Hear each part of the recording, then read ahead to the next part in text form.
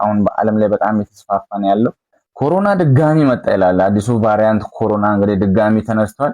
አሁንም እንግዲህ ሀገራችን ልትዘጋ፣ ዓለም ልትዘጋ ትችላለች። አዲሱ ቫሪያንት እንግዲህ ኮሮና ሲካዳ ነው የሚባለው። እስካሁን የኔ አባል ያሉ ናችሁ ግን ፕላስ ምልክቷን በመጫን ሌሎቻችሁ ደግሞ ኮመንት ላይ እስከ ጥግ ያላችሁ ጻፉ። እስከ ጥግ ያሉትን በሙሉ ፎሎ አድርጉ። እርስ በርስ ፎሎ ተደራረጉ። አብራችሁ ደግሞ ማለት ነው። እንግዲህ አዲሱ የኮሮና አይነት ዝርያ ወይም ሲካዳ የምንለው ሲሆን የዛሬ 2024 ወይም ከሁለት ዓመት በፊት በደቡብ አፍሪካ ተገኝቶ ነበር የምታስታውሱ ከሆነ። ከዛ ግን ተዳፍኖ ነበረ። አሁን እንግዲህ ከሁለት ዓመት በኋላ በ2026 በአሜሪካ 25 ስቴቶች ላይ እና እንደ ዓለም ደግሞ 23 ሀገራት ላይ ተገኝቷል። ሲካዳ የሚለው ስም የመጣው አንድ ኢንሴክት አለች ከሁለት ዓመት እስከ 5 ዓመት ቆይታ ከመሬት የምትወጣ ማለት ነው።